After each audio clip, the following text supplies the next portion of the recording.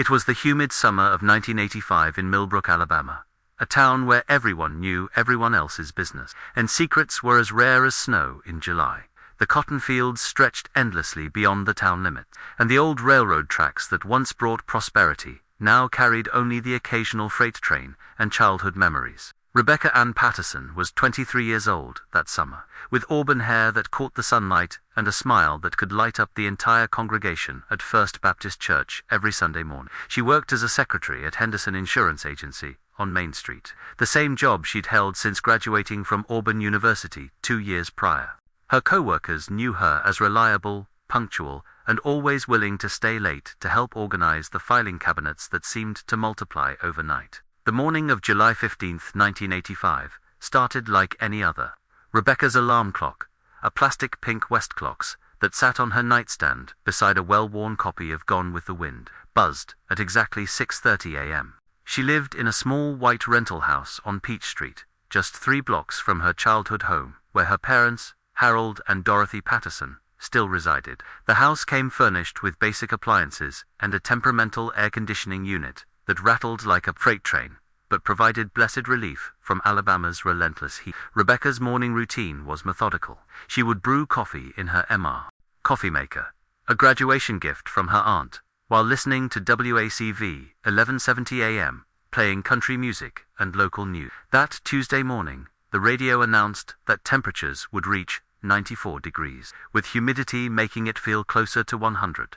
The DJ, Bobby Ray Williams, reminded listeners about the upcoming Millbrook County Fair, scheduled for the following weekend. At 7:45 a.m., Rebecca backed her 1982 blue Honda Civic out of the gravel driveway.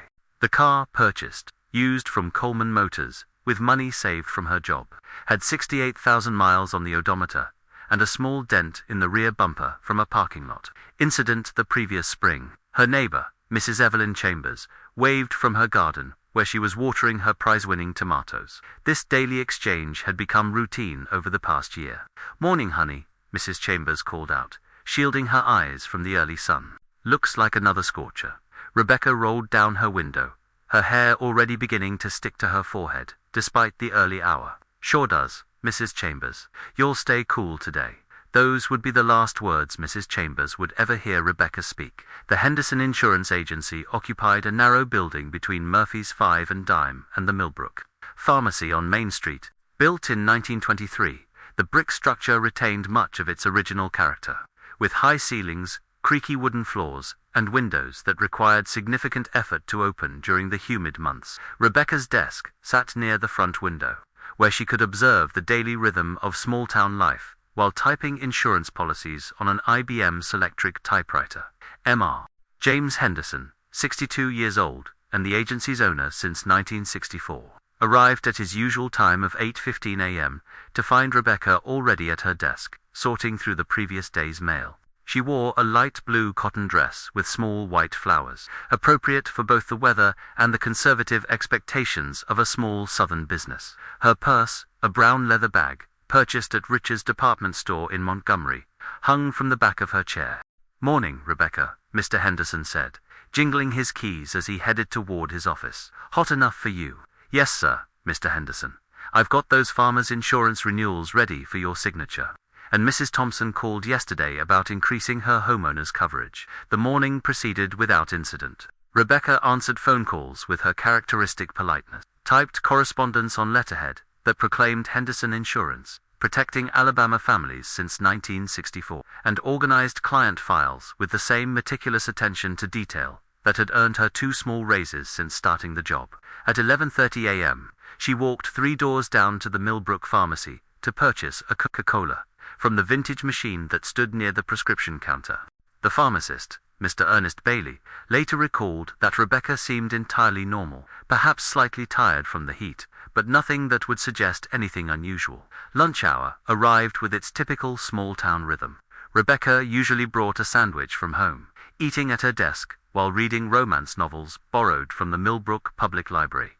That Tuesday, however, she had forgotten her lunch in the morning rush. At 12:15 p.m., she approached Mr. Henderson's office. "Mr. Henderson, I'm going to run to the diner for a quick bite. I'll be back by 1 o'clock. Henderson looked up from his paperwork, adjusting his reading glasses. "Take your time, Rebecca. It's too hot to rush anywhere today." She gathered her purse and car key, the small keychain bearing a miniature Alabama flag that her brother had given her for Christmas. The afternoon sun blazed overhead as she walked the 30 yards to where her Honda was parked in front of the pharmacy. Several people later confirmed, seeing her get into the car, start the engine, and pull away from the curb. The Millbrook Diner, locally known as Dot's Place, after its owner Dorothy Mae Hutchins, sat at the intersection of Main Street and Highway 14, approximately 4 blocks from the insurance agency. The drive should have taken less than 3 minutes. Rebecca never arrived. At 1:15 p.m., Mr. Henderson began glancing at the clock. Rebecca had never been late, returning from lunch without calling. By 1:30, his mild concern had evolved into genuine worry. He telephoned the diner. "Dot's Place. This is Dorothy Mae speaking." "Dorothy Mae, this is James Henderson. Did Rebecca Patterson come in for lunch today?" "Rebecca? No. Honey, I haven't seen her all week. She usually brings her lunch, doesn't she?" Mr. Henderson felt the first cold touch of fear, despite the oppressive heat. He tried calling Rebecca's house, listening as the phone rang 8 times before he hung up. Perhaps her car had broken down, he reasoned. The Honda had been reliable, but any vehicle could develop problems in this weather. At 2 p.m., Mr. Henderson locked the insurance office and drove his 1983 Buick along the route between his building and the diner. The distance was short, the path straightforward. There was no sign of Rebecca's blue Honda anywhere along Main Street or Highway 14. He expanded his search to include the residential streets, thinking perhaps she had felt ill and driven home. Her house on Peach Street stood empty, the Honda nowhere to be seen. By 3 p.m., James Henderson was standing in the Millbrook Police Department, speaking with Chief Roy Blackwell. The police station, housed in a converted 1940s-era building that also served as the town hall, consisted of 3 small offices, a holding cell that rarely saw use, and a reception area decorated with photographs of every police chief since 1925. Chief Blackwell, 58 years old and a lifelong Millbrook resident, listened to Henderson's account with the patient attention of a man who had handled mostly minor disputes and traffic violations during his 12-year tenure. Missing persons cases were virtually unknown in a town where everyone knew everyone else's movements. "Now, James, you're sure she didn't mention feeling poorly this morning? Sometimes young ladies get overwhelmed by this heat." "She seemed perfectly fine, Roy. Normal, as always. She went to lunch and just ... disappeared." Chief Blackwell made notes on a yellow legal pad, his handwriting careful and deliberate. "What kind of car was she driving?" 1982, Honda Civic. Blue license plate number. ... single quotes. "Trying to remember. We'll find that information." "Any family problems you know of?" "Boyfriend trouble. Rebecca's always been steady as a rock. Goes to church with her parents every Sunday. Never missed a day of work. She's been dating Tommy Bridges for about 6 months, but nothing serious, as far as I know." The initial search began that afternoon. Chief Blackwell, along with officers Pete Morrison and Danny Ray Williams, drove through every street in Millbrook's modest grid. They checked the parking lots of the few businesses along Highway 4, looked behind buildings, and even drove the dirt roads that led to the cotton fields surrounding the town. The blue Honda Civic had simply vanished. By evening, word of Rebecca's disappearance had spread through Millbrook's network of telephone calls and front porch conversation. Her parents, Harold and Dorothy Patterson, had returned from their jobs at the textile mill to find police cars in their driveway and a fear they had never imagined possible. Harold Patterson was a quiet man who had worked at Millbrook Textiles for 28 years, operating the same weaving machine and taking pride in his perfect attendance record. Dorothy worked in the mill's office, handling payroll and worker scheduling. They had raised 2 children in their modest brick home on Elm Street, Rebecca and her younger brother David, who was serving in the Army and stationed at Fort Bragg, North Carolina. "She's never done anything like this," Dorothy Patterson told Chief Blackwell that evening, her voice trembling despite her efforts to remain calm. "Rebecca calls if she's going to be 5 minutes late anywhere. Something terrible has happened." Harold stood beside his wife, his calloused hands opening and closing, as if he could somehow grasp the situation and make sense of it.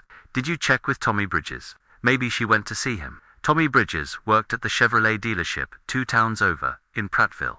Chief Blackwell had already contacted him by telephone. Tommy confirmed that he had spoken with Rebecca the previous evening. making plans to attend the county fair the following weekend. He had been at work all day, with multiple witnesses confirming his presence. As darkness fell over Millbrook on July 15, 1985, the reality began to settle over the small community like a heavy blanket. Rebecca Ann Patterson, who had never so much as received a speeding ticket, who attended church every Sunday and sent birthday cards to distant relatives, who organized her desk with the precision of a Swiss watchmaker, had simply driven away from her normal life and disappeared into the humid Alabama air. The search would continue for days, then weeks, then months. Volunteers would comb the cotton fields and drainage ditches. The Alabama State Police would join the investigation. Flyers with Rebecca's photograph would appear on every telephone pole and store window in 3 counties. But on that first night, as Mrs. Evelyn Chambers sat on her front porch, looking at the empty driveway next door, as Mr. Henderson tried to explain to his wife why he felt responsible, as Harold and Dorothy Patterson held each other in their living room beneath framed photographs of their missing daughter, Millbrook faced a truth that would haunt the community for decades to come. Sometimes people simply vanish. Sometimes the familiar rhythm of small-town life gets interrupted by a mystery so complete, so inexplicable, that it changes everything that comes after. Rebecca Patterson had become more than a missing person. She had become a question mark that would hang over Millbrook, Alabama, like morning fog that never quite lifts. The blue Honda Civic was somewhere. Rebecca was somewhere. But where and why remained as hidden as stars behind storm clouds, waiting for someone to find the right combination of persistence and luck to bring them back into the light. The morning of July 16, 1985, dawned with the same oppressive heat that had characterized the entire month, but Millbrook felt different. Word of Rebecca Patterson's disappearance had spread through the community like ripples in a still pond, reaching every household, every business, every gathering place where people congregated to make sense of the impossible. By 7 a.m., more than 60 volunteers had assembled in the parking lot of First Baptist Church. They came carrying thermoses of sweet tea, wearing wide-brimmed hats and work boots, their faces already glistening with perspiration that had nothing to do with the temperature. These were farmers who had left their morning chores undone, shop owners who had closed their businesses early, retirees who had cancelled doctor's appointments. They were united by a singular purpose that transcended their individual lives: finding Rebecca Patterson. Chief Roy Blackwell stood on the church steps, his uniform already wilted despite the early hour. Beside him, Pastor William McNeil held a clipboard with hastily drawn maps of the search areas. The pastor, 54 years old, with graying temples and hands that bore the calluses of a man who had worked construction before answering his calling, had known Rebecca since she was baptized in Mill Creek at age 12. "We're going to divide into teams of 4, Chief Blackwell announced, his voice carrying across the assembled crowd. "Each team gets a section. We're looking for anything unusual: disturbed ground, tire tracks, pieces of clothing, anything at all that might give us a clue about where Rebecca went." The search grid covered a 10-mile radius around Millbrook, encompassing cotton fields, wooded areas along Mill Creek, abandoned farm buildings, and every back road that snaked through the rolling Alabama countryside. Teams were assigned sections based on terrain, difficulty, and the physical capabilities of the volunteer. The younger men took the dense woods and creek bottoms. Older volunteers covered the more accessible farmland and roadways. Harold Patterson had wanted to join the search, but Chief Blackwell had gently convinced him to stay near the house in case Rebecca tried to contact her family. Instead, Harold spent the morning walking through his daughter's bedroom, touching her belongings as if they might provide answers. Her bed was neatly made, the pink bedspread pulled tight in military precision. Her dresser top held the usual collection of a young woman's life: a jewelry box that played Fr. Elise Peer when opened, a framed photograph of her high school graduation, a small bottle of Charlie perfume that was nearly empty. Dorothy Patterson had taken leave from her job at the textile mill, a decision that would stretch the family's modest finances but seemed insignificant compared to the gaping hole in their daily routine. She spent hours on the telephone, calling relatives in distant towns, checking with former college friends, reaching out to anyone who might have heard from Rebecca. Each call began with hope and ended with disappointment. The volunteers searched for 12 hours that first day. They walked through cotton fields where the plants stood shoulder high, their white bolls beginning to mature in the summer heat. They checked every irrigation ditch, every culvert, every abandoned building that dotted the rural landscape. They found rusted farm equipment, discarded beer cans, the skeletal remains of a deer that had died the previous winter, but nothing that belonged to Rebecca Patterson. As the sun set on July 16th, the volunteers gathered again in the church parking lot. Their faces were sunburned, their clothes soaked with perspiration, their voices hoarse from calling Rebecca's name across empty field. The silence that greeted their return was more telling than any spoken report. The Alabama State Police arrived on July 17th, bringing with them resources that exceeded anything available to the Millbrook Police Department. Detective Lieutenant Marcus Webb, a 20-year veteran of the state police, set up a command post in the town hall's conference room. Webb was a tall, methodical man who had worked dozens of missing persons cases across rural Alabama. He brought crime scene technicians, additional patrol officers, and most importantly, experience with investigations that extended beyond the boundaries of small-town familiarity. Detective Webb's first step was to retrace Rebecca's known movements with scientific precision. He timed the drive from Henderson Insurance Agency to the Millbrook Diner, 2 minutes and 43 seconds at normal speed. He identified every possible route, including back roads and residential streets. He interviewed everyone who had seen Rebecca that morning. No matter how briefly, Mrs. Evelyn Chambers provided the most detailed account of Rebecca's departure from home. She had been watering her tomatoes when Rebecca backed out of her driveway at approximately 7:45 a.m. Mrs. Chambers noticed that Rebecca's car radio was playing. She could hear country music through the open window. Rebecca had waved, as always, and appeared completely normal. She was wearing that blue dress with the little white flowers, Mrs. Chambers told Detective Webb, the one she wore to church sometimes. Her hair was pulled back with a white headband. She looked pretty as always. The pharmacy owner, Mr. Ernest Bailey, confirmed that Rebecca had purchased a Coca-Cola around 11:30 a.m. She had exact change, 35 cents, and had mentioned that the heat was making everyone thirsty. She seemed relaxed, perhaps even cheerful. Mr. Henderson provided the most troubling detail. Rebecca had taken her purse when she left for lunch, but she had left her sweater hanging on the back of her chair. In the air-conditioned office, Rebecca always wore a light sweater to ward off the chill. She never went anywhere without it during the workday, even for quick errands. Detective Webb examined Rebecca's Honda Civic registration and discovered that she was meticulous about maintenance. The car had been serviced at Coleman Motors just 3 weeks earlier. The odometer reading at that service was 71,247 miles. Simple arithmetic suggested that Rebecca drove approximately 30 miles per week, mostly local trips, with occasional visits to Montgomery to shop or visit friends. The investigation expanded to include Rebecca's personal relationships. Tommy Bridges, her boyfriend of 6 months, submitted to multiple interviews. He worked at Patterson Chevrolet in Prattville, 23 miles from Millbrook. On July 15th, he had been at the dealership from 8 a.m. until 6 p.m., with numerous colleagues and customers confirming his presence. His relationship with Rebecca appeared stable, though not particularly serious. They saw each other once or twice per week, usually attending movies in Montgomery, or having dinner at one of the few restaurants in the area. She was talking about taking a vacation this fall, Tommy told Detective Webb. Maybe driving up to Gatlinburg to see the leaves change. She'd never been to the mountains. She was excited about it. Single quotes Rebecca's college friends were contacted throughout Alabama and neighboring states. The Auburn University Alumni Office provided addresses for her dormitory roommates and sorority sisters. Each conversation painted the same picture.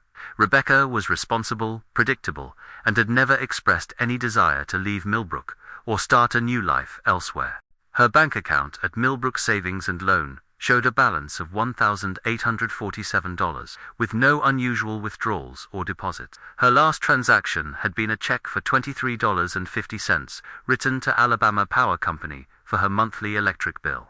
She had no credit cards, no outstanding debts, and no financial pressures that might motivate a sudden departure. As July turned to August, the intensive search efforts began to wind down. The volunteers, many of whom had taken time off from work and neglected their own responsibilities, gradually returned to their normal routine. The command post at Town Hall was dismantled. Detective Webb returned to Montgomery, though he promised to follow up on any new leads. The silence that settled over Millbrook was different from the peaceful quiet that had characterized the town before Rebecca's disappearance. This was the silence of unanswered questions, of conversations that stopped when certain people entered rooms, of a community struggling to process an event that challenged their fundamental understanding of how the world worked. Mrs. Henderson, the insurance agent's wife, stopped shopping at Murphy's Five and Dime because she couldn't bear to walk past the spot where Rebecca's car had been parked. The pharmacist, Mr.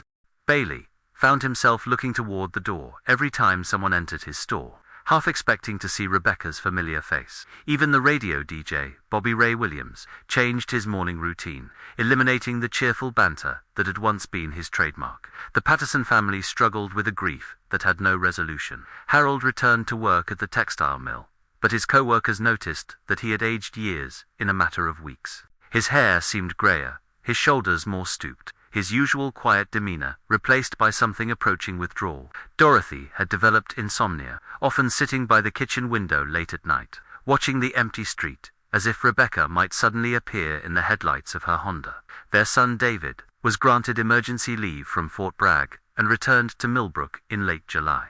The young soldier, 21 years old, and preparing for a deployment to Germany, found himself helpless in the face of his family's anguish. He stayed for 2 weeks, helping with the continued search efforts and trying to provide comfort to his parents, but eventually had to return to his military duties with nothing resolved.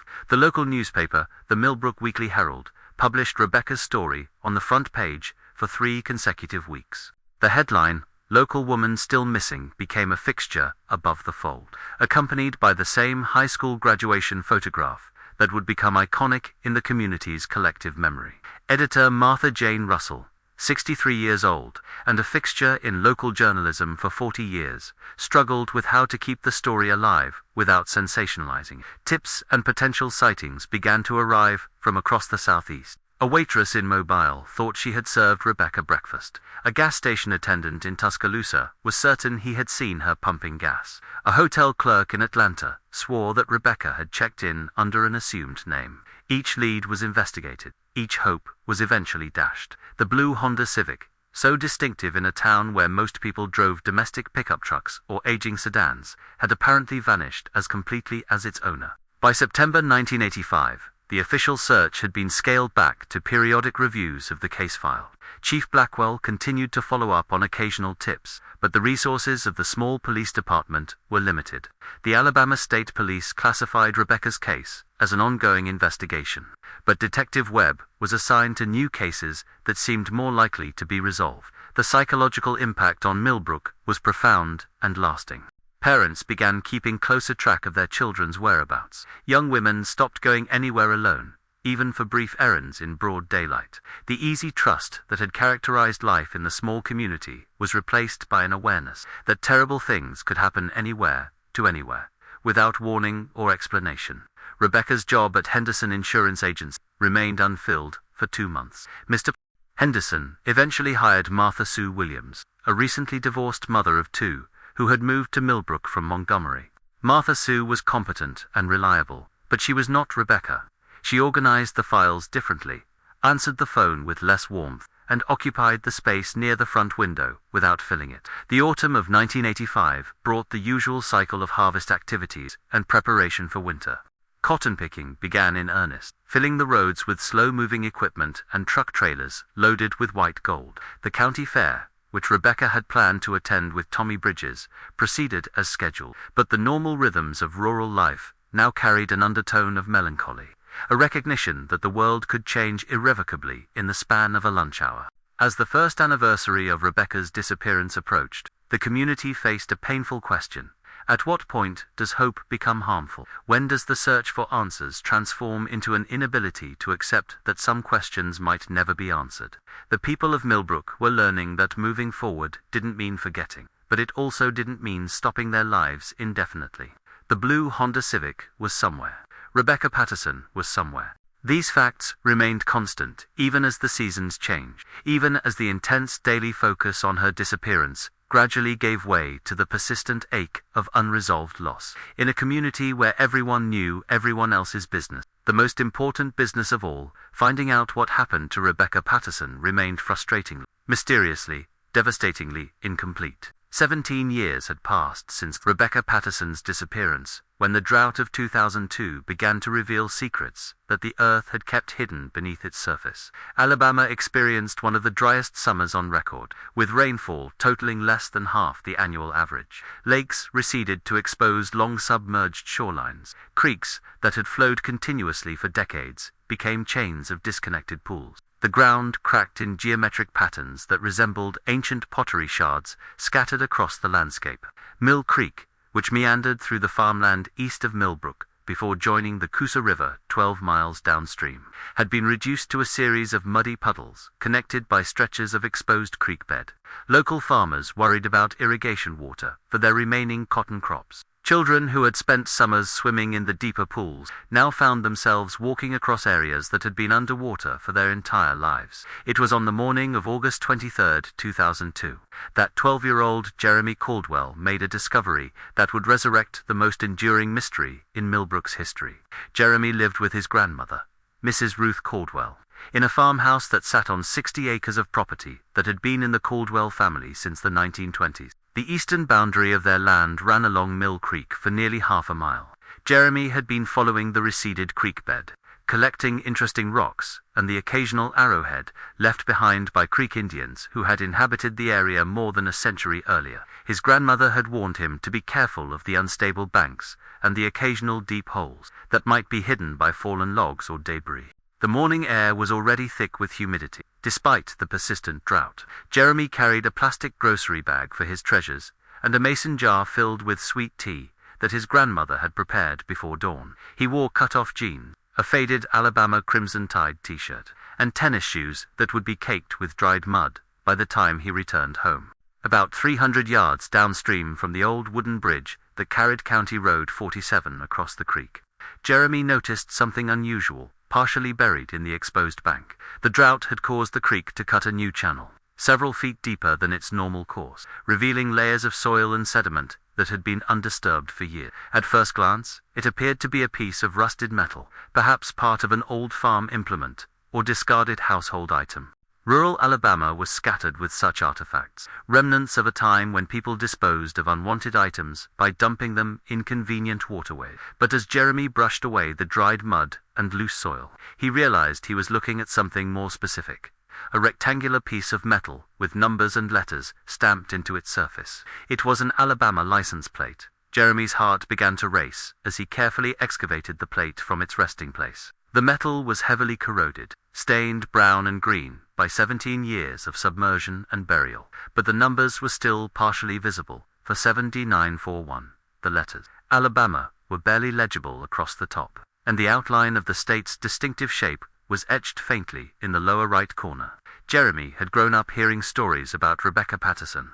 In a town the size of Millbrook, legends persisted across generations, passed down from parents to children like cautionary tales or ghost stories. The mystery of the young woman who had disappeared during a lunch break had become part of the community's oral history, a reminder that some questions never find answers. The boy ran the entire distance back to his grandmother's house, clutching the license plate against his chest, his tennis shoes slipping on the muddy creek bank as he scrambled up the slope toward the farmhouse. Mrs. Ruth Caldwell was hanging laundry on the clothesline behind the house when Jeremy burst through the screen door, letting it slam behind him with a sound like a gunshot. "Grandma, Grandma, look what I found." Ruth Caldwell was 74 years old, a widow who had lived on the same farm for 53 years. She possessed the practical wisdom of a woman who had raised 4 children during difficult economic times and had learned to distinguish between genuine emergencies and childhood excitement. But something in Jeremy's voice, a quality of urgency that transcended normal discovery,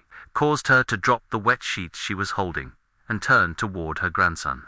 Jeremy held up the license plate, mud still clinging to its edges, the numbers clearly visible despite the corrosion. Ruth Caldwell felt her breath catch in her throat. She had lived in Millbrook in 1985. She remembered the search parties, the helicopters, the gradual transition from hope to acceptance. She also remembered that Rebecca Patterson had driven a blue Honda Civic. "Jeremy, honey, Where exactly did you find this? The boy led her to the exact spot along the creek bank, describing how he had noticed the metal object protruding from the newly exposed soil.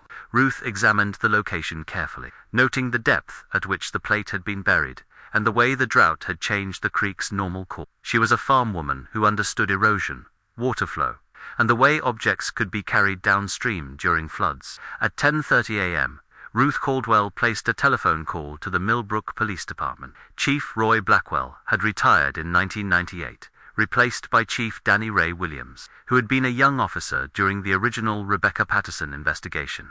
Chief Williams was 42 years old, a lifelong Millbrook resident who had joined the police force straight out of high school and had worked his way up through the small department's limited hierarchy. Chief Williams, this is Ruth Caldwell, out on County Road 47.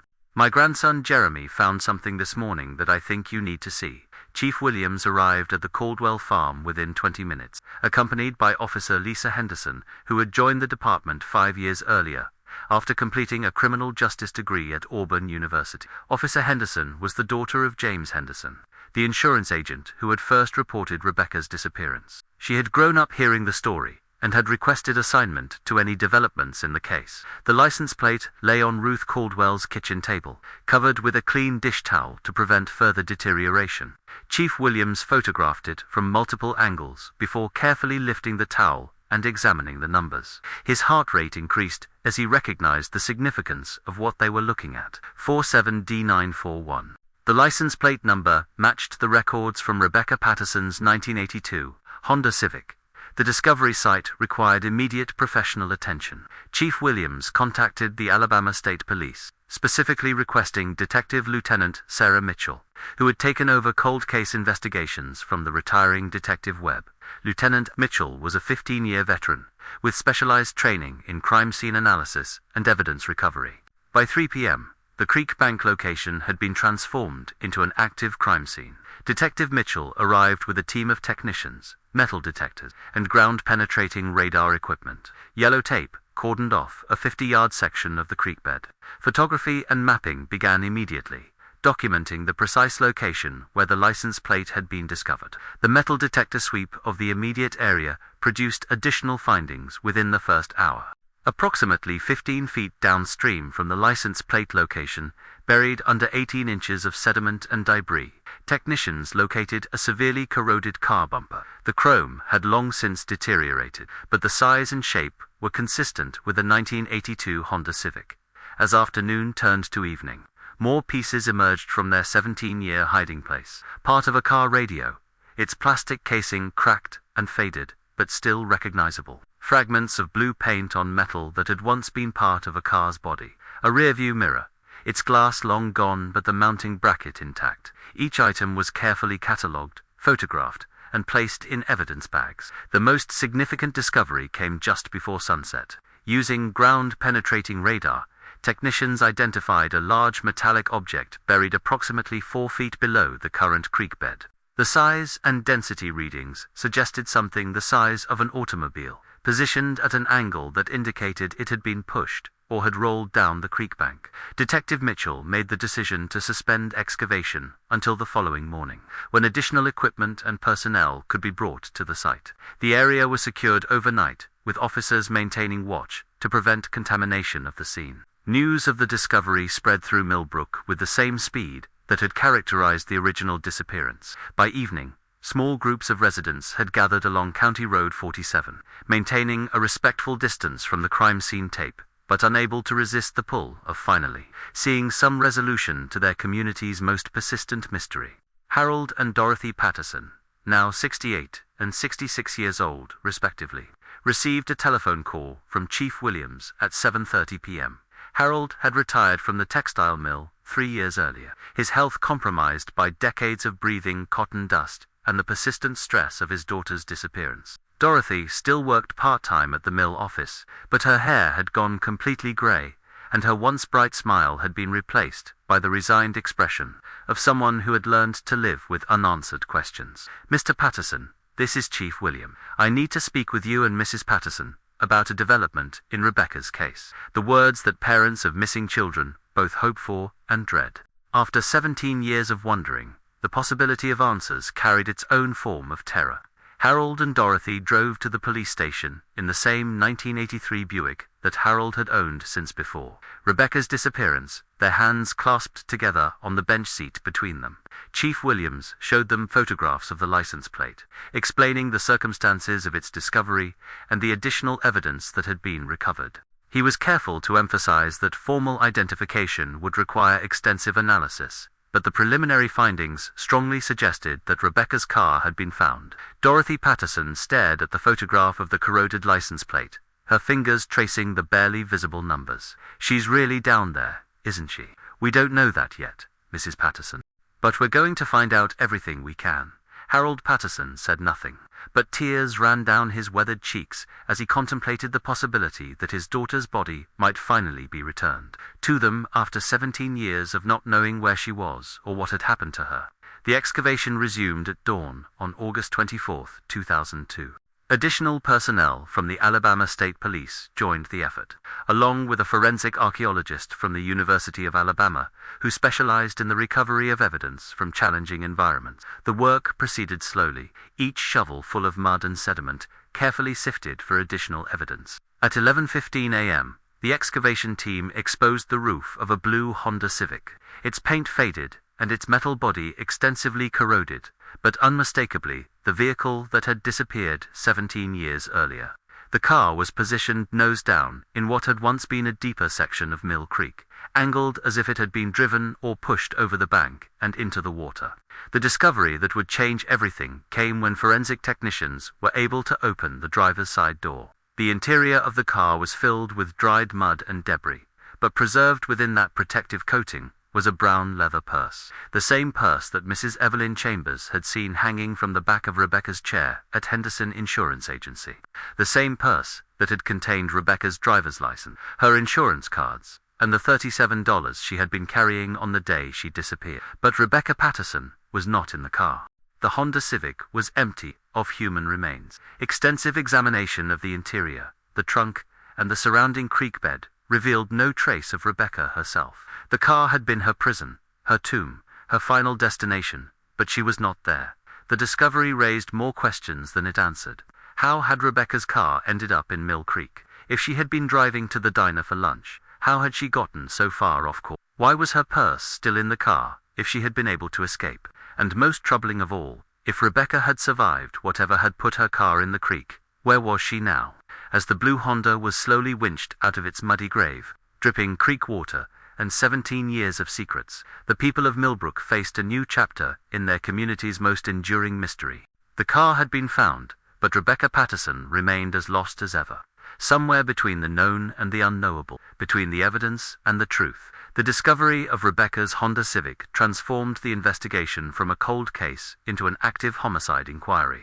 Detective Lieutenant Sarah Mitchell established a new command post at the Millbrook Police Department, bringing with her advanced forensic capabilities that had not existed in 1985. DNA analysis, computer databases, and digital photography would be applied to evidence that had been preserved in the anaerobic environment of Mill Creek's mud for 17 years. The car itself became a time capsule of July 15, 1985. Rebecca's sweater, the one she had left hanging on her chair at work, was found carefully folded in the back seat. Her sunglasses case lay on the passenger seat, containing a pair of prescription glasses that she wore for driving. Most significantly, forensic examination revealed that the car's ignition was still in the on position, and the fuel gauge indicated that the tank had been nearly full when the vehicle entered the water. The positioning of the Honda in the creek bed told a story that contradicted the original theory of an accident. The car had not skidded off a road or rolled down an embankment. It had been driven deliberately to the creek's edge and then pushed or driven into the water with enough force to reach the deeper channel, where it had remained hidden for nearly 2 decades. Dr. Elizabeth Warren, the forensic archaeologist from the University of Alabama, made a crucial observation during her analysis of the scene. The creek bank showed evidence of vehicle tracks that had been preserved under layers of sediment. These tracks indicated that at least 2 vehicles had been present at the location where Rebecca's car entered the water. One set of tracks belonged to the Honda Civic. The other belonged to a larger vehicle, possibly a pickup truck.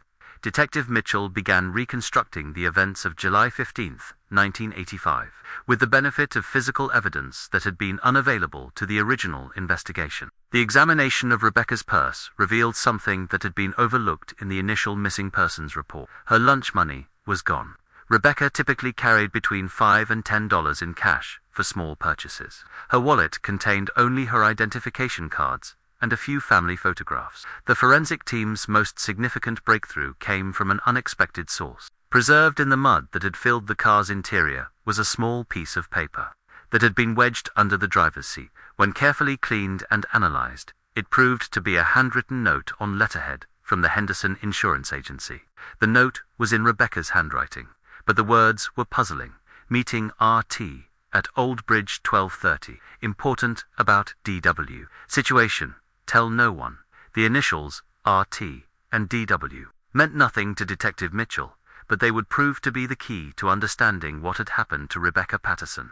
A systematic review of the original case files, combined with interviews of longtime Millbrook residents, gradually revealed the significance of those cryptic letters. DW referred to David Wilson, a prominent local businessman who had owned Wilson's Feed and Supply, one of Millbrook's largest employers in 1985. Wilson had been married with 2 children and had served on the town council for 12 years. He had also died of a heart attack in 1994. Taking his secrets with him to Mount Olive Cemetery, RT, proved more difficult to identify until Detective Mitchell found a reference in the original investigation files. Officer Pete Morrison had mentioned interviewing a Robert Bobby Turner, who had worked as a delivery driver for Wilson's Feed and Supply. Turner had been questioned briefly about Rebecca's disappearance because he had been seen in the vicinity of Henderson Insurance Agency on the morning of July 15, 1985. He had claimed to be making routine deliveries and had been quickly eliminated as a suspect. The problem was that Bobby Turner had left Millbrook shortly after Rebecca's disappearance. According to employment records, he had quit his job at Wilson's Feed and Supply on July 18, 1985. Just 3 days after Rebecca vanished. He had provided no forwarding address and had never been located for follow-up interview. Detective Mitchell's investigation into David Wilson's business dealings revealed a complex web of financial irregularities that had gone undetected in the 1980s. Wilson's Feed and Supply had been the beneficiary of several questionable insurance claims, including fires that had destroyed inventory and equipment accidents that had resulted in substantial settlement. The insurance carrier for most of these claims had been Henderson Insurance Agents. James Henderson,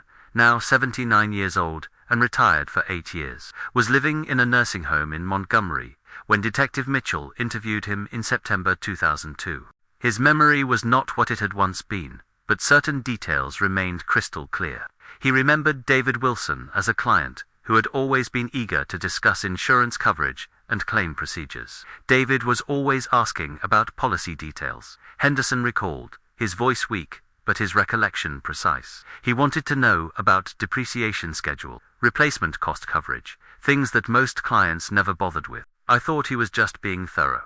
Henderson also remembered that Rebecca had been handling some of Wilson's account paperwork in the weeks before her disappearance. She had expressed concern about some discrepancies in the documentation, but Henderson had been too busy to give her concerns the attention they deserved. She said something about the dates not matching up. Henderson continued. She was always meticulous about details. If Rebecca said something didn't look right, it probably didn't. The investigation took on new urgency with the realization that Rebecca might have discovered evidence of insurance fraud involving David Wilson and potentially Bobby Turner. The handwritten note suggested that she had arranged to meet Turner at the Old Bridge, which locals identified as an abandoned railroad bridge that crossed Mill Creek about 2 miles upstream from where her car had been found. Detective Mitchell organized a search of the Old Bridge location in October 2002. The structure, built in the 1920s and abandoned when the railroad stopped serving the area in the 1960s, consisted of concrete abutments connected by steel beams that had rusted extensively over the decades. The bridge was accessible by a dirt road that connected to several farm properties, making it a logical meeting place for someone who wanted to avoid public attention. The search team found no physical evidence at the bridge location, but they did discover something significant nearby. About a quarter mile from the bridge, in a wooded area that had been clear-cut for timber harvesting in the late 1990s. Metal detector operators located a small metal object buried 6 inches below the surface. It was Rebecca's class ring from Auburn University. The ring, a delicate piece of jewelry with her initials engraved inside the band, had been carefully cleaned and showed no signs of the corrosion that had affected the items recovered from Mill Creek. It appeared to have been buried separately, perhaps as a keepsake or memorial, by someone who wanted to preserve a connection to Rebecca, while concealing the evidence of what had happened to her. The discovery of the ring prompted Detective Mitchell to expand her search for Bobby Turner. Using computer databases and resources that had not been available in 1985, she was able to trace Turner's movements after he left Millbrook. He had moved to Florida, where he had worked a series of short-term jobs under slightly different names. He had been arrested twice for petty theft and once for assault, but had never served significant jail time. In November 2002, Detective Mitchell located Bobby Turner in a trailer park outside Pensacola, Florida. He was 53 years old, unemployed, and suffering from emphysema and diabetes. He lived alone in a single-wide mobile home that reeked of cigarette smoke and neglect. When Detective Mitchell knocked on his door, accompanied by 2 Florida State police officers, Turner's face went pale with recognition of why they might be there. "I've been waiting for this day for 17 years, he said, stepping aside to let them enter his home.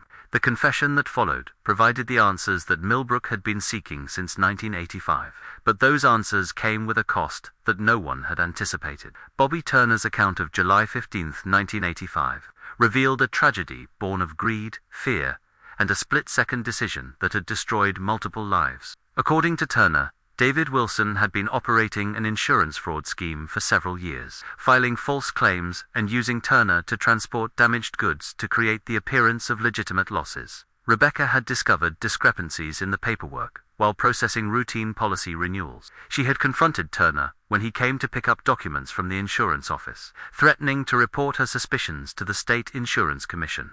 Turner had panicked. Wilson had made it clear that exposure of the fraud scheme would result in criminal charges for everyone involved. Turner had convinced Rebecca to meet him at the old bridge, claiming that he could explain the discrepancies and provide information that would implicate Wilson without involving her in any wrongdoing. She was trying to do the right thing, Turner told Detective Mitchell, his voice barely audible through his labored breathing. She didn't understand that doing the right thing was going to get us all sent to prison. The meeting at the bridge had gone wrong from the beginning. Rebecca had brought copies of the suspicious documents, intending to show Turner exactly what she had discovered. Turner had tried to convince her to forget what she had seen, offering her money to ignore the discrepancy. When Rebecca refused and threatened to contact the authorities immediately, Turner had grabbed her arm to prevent her from leaving. "I just wanted to make her listen," Turner said.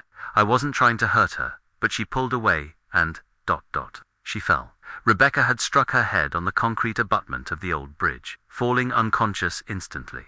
Turner, terrified and unsure whether she was alive or dead, had made a decision that would haunt him for the rest of his life. Rather than calling for help, he had loaded Rebecca's unconscious body into her own car and driven it to Mill Creek. "I thought maybe if it looked like an accident, if her car was found in the water, people would think she had driven off the road," Turner explained. "I didn't know the creek was so deep there. I thought the car would be found right away." Turner had pushed the Honda into the creek, with Rebecca still inside, unconscious but alive. He had then driven his pickup truck back to town, returned to work, and tried to act as if nothing had happened. When Rebecca's car was not discovered immediately, and when the search efforts failed to locate any trace of her, Turner had realized that he had committed murder. "I never meant for her to die," Turner said, tears streaming down his weathered face. "Every day for 17 years, I've thought about that girl. Every day, I've wished I could take it back." David Wilson had died in 1994 without ever knowing that his insurance fraud scheme had led to Rebecca's death. Turner had carried the secret alone, moving from place to place, drinking heavily, and slowly destroying his own life through guilt and remorse. The confession solved the mystery of Rebecca Patterson's disappearance, but it could not bring her back or undo the decades of anguish her family had endured. Turner was extradited to Alabama, where he pleaded guilty to manslaughter and was sentenced to 20 years in prison. Given his age and poor health, it was effectively a life sentence. Harold and Dorothy Patterson, now 70 and 68 years old, finally had answers to the questions that had defined their lives for 17 years. But the knowledge that their daughter had died accidentally, as the result of a petty criminal's panic, provided little comfort. Rebecca had died trying to do the right thing, and her integrity had cost her everything. The funeral service for Rebecca Ann Patterson was held at First Baptist Church on December 15, 2002. Exactly 17 years and 5 months after her disappearance. The church was filled to capacity with people who had searched for her, who had prayed for her, who had never forgotten her. Her burial at Mount Olive Cemetery marked the end of one of Alabama's longest-running missing persons cases. Bobby Turner died in prison in 2007, his emphysema finally claiming the life that guilt had been slowly destroying for more than 2 decades. He was buried in the prison cemetery, his grave marked only with a number, his name forgotten by everyone except the family of the young woman whose life he had accidentally taken. In the end, the mystery of Rebecca Patterson's disappearance was solved not by brilliant detective work or advanced forensic science, but by the simple passage of time and the weight of a guilty conscience. The drought that exposed her car in Mill Creek had been the catalyst for the truth, but the truth itself had been waiting in a Florida trailer park, eating away at a man who had never intended to become a killer.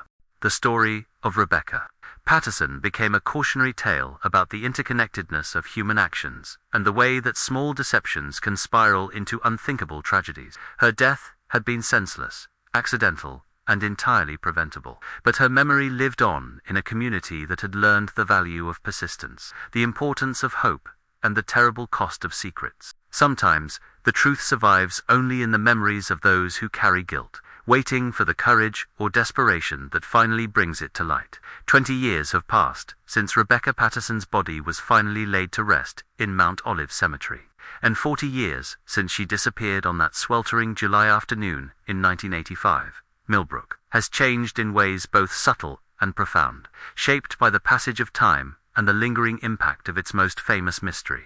The town itself has grown modestly, its population reaching nearly 3,000 residents, as suburban sprawl from Montgomery has extended into what was once purely rural territory. The old Henderson Insurance Agency building now houses a real estate office, its front window adorned with colorful listings for new subdivisions, with names like Millbrook Meadows and Patterson Hills, the latter a development named in Rebecca's honor by a city council that wanted to ensure her story would not be forgotten. Main Street retains much of its small-town character, though Murphy's Five and Dime has been replaced by a Dollar General, and the old diner where Rebecca never arrived for lunch has become a Subway sandwich shop. The Millbrook Pharmacy still occupies its original location, now run by Mr. Bailey's son, who keeps his father's vintage Coca-Cola machine in the same spot where Rebecca purchased her last soft drink. Harold Patterson died peacefully in his sleep in 2010, at the age of 76. His final years had been marked by a quiet contentment that came from finally knowing what had happened to his daughter. Dorothy Patterson lived until 2018, reaching the age of 84, and spending her last years volunteering at the Millbrook Public Library, where she established a memorial reading room in Rebecca's name. She often told visitors that she had made peace with the past, though those who knew her well recognized that some wounds never fully heal. The Patterson family home on Elm Street is now owned by a young couple with 2 small children. They maintain the house with obvious care, unaware that their daughter's bedroom once belonged to a young woman whose disappearance had transfixed an entire community. The new owners discovered a shoebox in the attic containing Rebecca's high school yearbooks and some childhood photographs, which they donated to the Historical Society that now maintains a small exhibit about the case. Chief Danny Ray Williams served as Millbrook's police chief until his retirement in 2020, a tenure that spanned nearly 3 decades and included the resolution of his department's most significant case. He often spoke to visiting law enforcement officers about the importance of preserving evidence and maintaining hope, even when cases seem hopeless. His office wall displayed a framed photograph of Rebecca Patterson, alongside his commendations and family pictures, a daily reminder of the responsibility that comes with seeking justice. Detective Lieutenant Sarah Mitchell was promoted to captain, and eventually became the head of the Alabama State Police Cold Case Unit, a position she used to advocate for improved evidence preservation and victim family support services. She kept in touch with the Patterson family until Dorothy's death, understanding that solving a case is only the beginning of the healing process for those who have lived with uncertainty. Jeremy Caldwell, the boy who discovered Rebecca's license plate in the drought-ravaged creek bed, grew up to become a hydrologist with the Alabama Environmental Protection Agency. His childhood experience finding the key piece of evidence that broke open the state's most famous cold case inspired a career dedicated to understanding how water reveals and conceals secrets in the landscape. He often speaks to school groups about his discovery, emphasizing how a single moment of curiosity can change the course of history. The old railroad bridge, where Rebecca met Bobby Turner for the last time, was demolished in 2015 as part of a creek restoration project. The concrete abutments were removed, and the area was converted into a small memorial park, with walking trails and benches overlooking Mill Creek. A bronze plaque near the entrance reads, "In memory of Rebecca Ann Patterson, 1962 to 1985, and all those whose stories remain untold." Mill Creek itself has been restored to its natural channel, with environmental controls preventing the kind of extreme drought that exposed Rebecca's car in 2002. The location where the Honda Civic was found is now marked by a small stone cairn, built by volunteers and maintained by local high school students who have adopted the site as part of their community service requirement. The case files from Rebecca's disappearance and eventual resolution are housed in the Alabama State Archives, available for researchers studying cold case methodology and the evolution of forensic science. The investigation has been featured in textbooks and training seminars as an example of how patience, technological advancement, and environmental factors can combine to solve seemingly impossible mysteries. Tommy Bridges, Rebecca's boyfriend in 1985, became a successful automobile dealer in Montgomery, eventually owning 3 dealerships across central Alabama. He married in 1988 and raised 4 children, but he never forgot the young woman he had planned to take to the county fair. Each year, on the anniversary of Rebecca's disappearance, he places flowers on her grave, a private ritual that connects him to a different version of himself and a future that might have been Mrs. Evelyn Chambers, Rebecca's elderly neighbor who provided the last normal conversation of her life, lived to be 96 years old, passing away in 2012. Her granddaughter inherited the house on Peach Street and often remarks that she feels a strange sense of protection in the garden where her grandmother once grew prize-winning tomatoes. The current owners of Rebecca's former rental house report no unusual occurrences, though they maintain the garden with care and have placed a small memorial stone among the flowers. The insurance fraud scheme that indirectly led to Rebecca's death was thoroughly investigated after Bobby Turner's confession. Several other questionable claims were identified, though most were beyond the statute of limitations for prosecution. The case led to improved oversight procedures and closer cooperation between insurance companies and law enforcement agencies in Alabama. David Wilson's family learned of his involvement in the fraud scheme and Rebecca's death only after Turner's confession. His widow, who had remarried and moved to Florida, was devastated to discover that her late husband's business practices had contributed to such a tragedy. She established a small scholarship fund at Auburn University in Rebecca's name, focusing on students studying criminal justice or social work. The Auburn University Alumni Association maintains Rebecca's name on its memorial wall, honoring graduates whose lives were cut short. Her sorority, Alpha Gamma Delta, continues to award an annual scholarship in her memory to students who demonstrate both academic achievement and commitment to community service. The case has been featured in numerous television documentaries and true crime podcasts, ensuring that Rebecca's story reaches new audiences decades after her death. While the family initially resisted media attention, they eventually cooperated with respectful productions that focused on the investigative process rather than sensationalizing the tragedy. Modern Millbrook faces the same challenges as many small southern towns: economic transition, population shifts, and the balance between preserving history and embracing change. But the community carries forward the lessons learned from Rebecca Patterson's disappearance, the importance of paying attention to details that seem insignificant, the value of preserving evidence even when cases seem hopeless, and the understanding that justice delayed is not necessarily justice denied. The Millbrook High School forensic science class visits the memorial park each year, studying the case as an example of how environmental factors, technological advancement, and human persistence can combine to solve complex mysteries. Students learn about chain of custody procedures, the evolution of DNA analysis, and the importance of witness interview, using Rebecca's case as a real-world foundation for understanding criminal investigation. Local law enforcement agencies throughout Alabama continue to reference the Patterson case when training officers in missing persons procedures and evidence preservation. The 17-year gap between disappearance and resolution serves as a reminder that cases are never truly closed until they are definitively solved, and that families deserve answers, regardless of how much time has passed. Rebecca Ann Patterson would have turned 62 in 2024, likely a grandmother herself, possibly retired from a career that built upon her natural attention to detail and desire to help others. Instead, she remains 23 years old, in the collective memory of those who knew her and the thousands who have learned her story through the years. Her legacy extends beyond the circumstances of her death to encompass the enduring human needs for truth, justice, and closure. In a world where people disappear with alarming frequency, where cases go cold and families lose hope, Rebecca's story serves as proof that some mysteries can be solved, that some questions can be answered, and that the pursuit of truth is always worthwhile, regardless of how long it takes.